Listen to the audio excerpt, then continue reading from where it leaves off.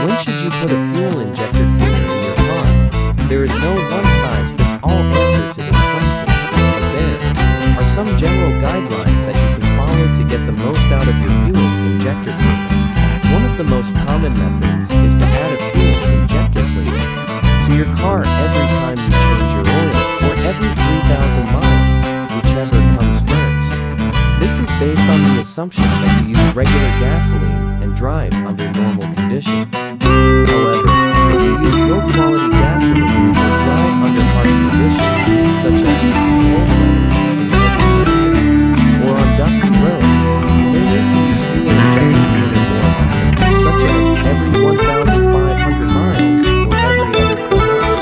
Another method is to add a fuel injector cleaner to your car when you notice signs of dirty or clogged fuel injectors, such as poor acceleration, rough idling, or stalling, hesitation, fires, or inconsistent emissions.